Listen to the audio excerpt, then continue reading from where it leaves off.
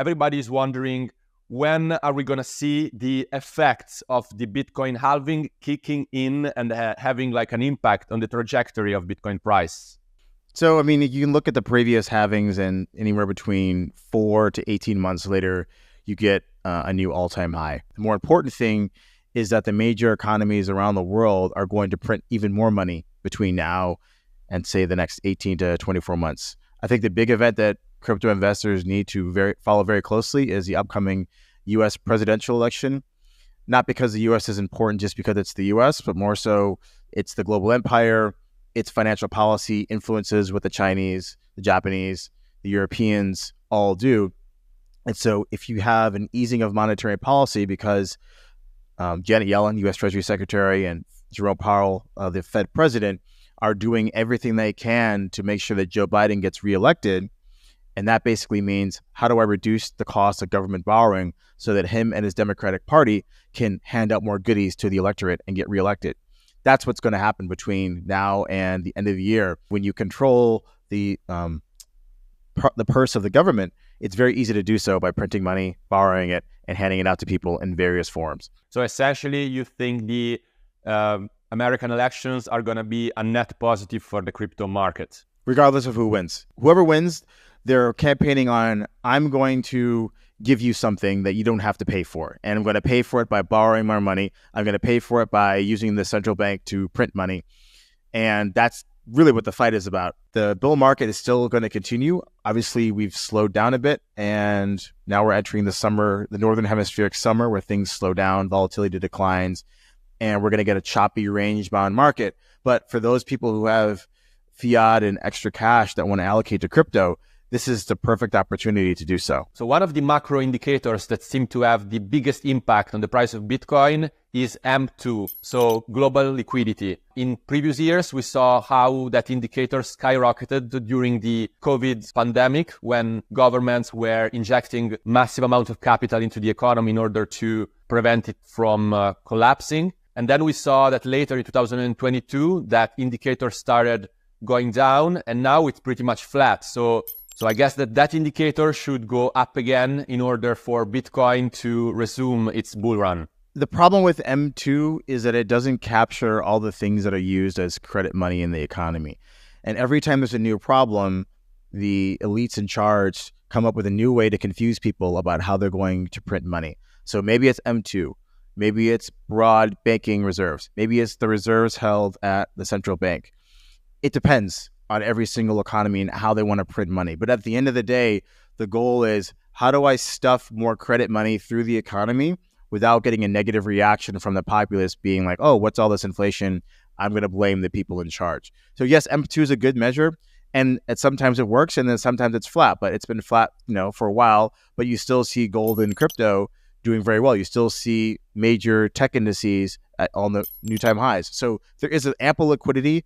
It's increasing. It just might be in the indices that people are familiar with from how it operated in the past. Two contrasting narrative. One saying Bitcoin is not going to perform as well as in previous cycles. Others saying it's going to perform so much better because of these spot Bitcoin ETFs.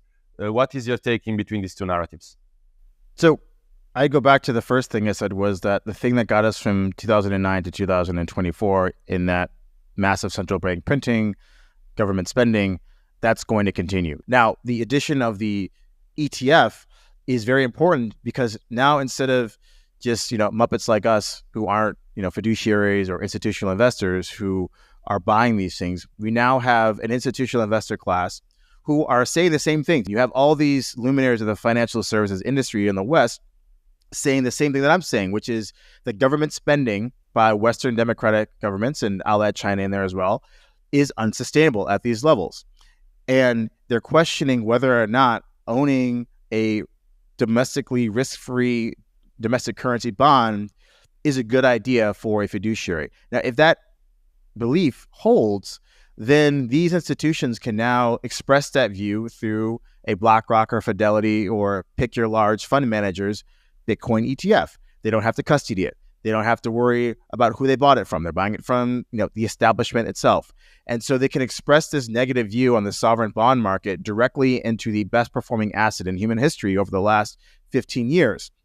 So while the growth in AUM might have slowed, the marketing machine of TradFi is just getting started. These are the most successful products ever for BlackRock and Fidelity and the rest of these fund managers. Do you think they're just going to stop after 3 months? Of course not. They're going to be advertising in all the mainstream financial press. This is a long game. So I think people are underestimating the stickiness of these flows. That doesn't mean that we're entering into, a Kyle Davies and Suju super cycle. That's complete bullshit. There will be a downturn in the price of Bitcoin at some point. But I think that our expectations need to realign with the fact that there's going to be even more money printed by the major economic blocks between now and the next bear market. What do you think is a signal that people should look at in order to understand the peak of this bull cycle? How can people understand that we reached the top? Probably you're going to start seeing some sort of positive real rate. And I define the real rate as your 10-year government bond minus nominal GDP. Or maybe there's going to be some major global conflict and a reordering of the economic and both political situation between the major powers. That sort of will culminate in obviously some orgy of money printing.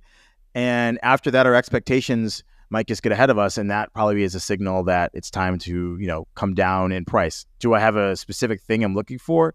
No, it's more of a feeling. The fact that we just passed 70,000. Now we're bound at, 63 or 64,000 Bitcoin. And people are questioning whether that was the end of the bull market. And we just started. I mean, this run, it really just started in November of 2023.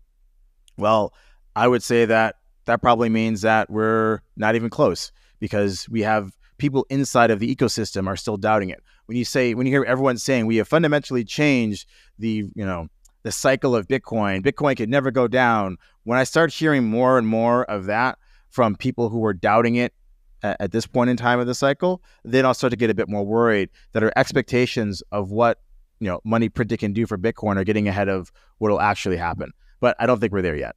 So in some of your previous interviews, you said that you were pretty excited about Solana and the ecosystem around it. At the same time, you said that the Solana blockchain is dog shit.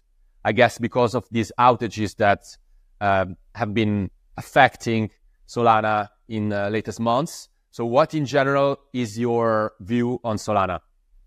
I like Solana as a trading vehicle, as a high crypto beta momentum play. So I buy Solana when I think the market's about to start pumping. I'll sell it when I think there's going to be, a downturn, and I'll just play the yo-yo as it goes on. Do I think it has a fundamental way to beat Ethereum? No, I think it's suffering from the same things that ETH suffered from in its come-up cycle, right? You had an advertised throughput when in reality, it's not there. And there's various reasons for that. I'm sure that's the Solana developers are hard at work trying to fix them. They've done a good job in creating a culture around meme coins, a good UI UX in some of their applications. But at the end of the day, was it the 10 or 20,000 or 100,000 transactions per second that was advertised to the community is complete bullshit. That doesn't mean that the chain doesn't work or that it doesn't provide value. It's just another example that you were able to bring something successful to Solana, meme coin trading, and it broke the network. Now, does that mean that it's going to go to zero? No. I do think there's a very engaged community that likes to buy and hold this thing, and therefore it's an easy trading vehicle. It's very liquid, but I don't see it long-term supplanting ETH. And I think that there are some other layer one competitors that are going to see what's happening at Solana, make some improvements, and you could see a very, very hotly contested fight for that number 2 spot behind Ethereum. I don't think Solana has a big moat here. They should be very worried. People were looking for more positive bullish narratives. One of them was the potential approval of a spot Ethereum ETF. I talked to a few analysts, Bloomberg analysts. They said that now they don't necessarily expect that to happen anytime soon. What do you think? I guess define soon. I said probably in the next 12 to 24 months, I think there'll be a spot Ethereum ETF, there'll be a Solana ETF, there'll be every single other cryptocurrency ETF that any of these fund managers can get through. Because if the Bitcoin one did so well and they're making so much money doing this, why wouldn't you do it for all other cryptocurrencies? These are passive investing behemoths. They don't have a view on whether Ethereum or Solana or Bitcoin is good or bad per se. It's more like if the clientele wants it and the institutional and retail investors in the West want to own these things, instead of letting us exchange owners offshore own these things, why don't they own them themselves? And so that's why there's going to be a secular rise of different products. There'll be a few obstacles put in place by the regulators, but at the end of the day, these are captured institutions, and whatever Larry Fink wants to do, he's going to do it. Maybe it's not going to happen this summer, but I have extreme confidence that by the end of this cycle, there will be an Ethereum ETF, BlackRock, Fidelity, Vanguard, pick your name of your major asset manager, they'll have one because they make so much money doing it. Why wouldn't you do it? Now I wanted to ask you about another hot narrative of this crypto bull market, which is layer 2s on Bitcoin. This new ecosystem that is being built on top of Bitcoin. How big do you think this thing is? So culture is the most important thing in humanity, right? We do all this stuff, and at the end of the day, we have free time, and we do culture, sports, arts, go to nice restaurants, go to see a play, whatever it is.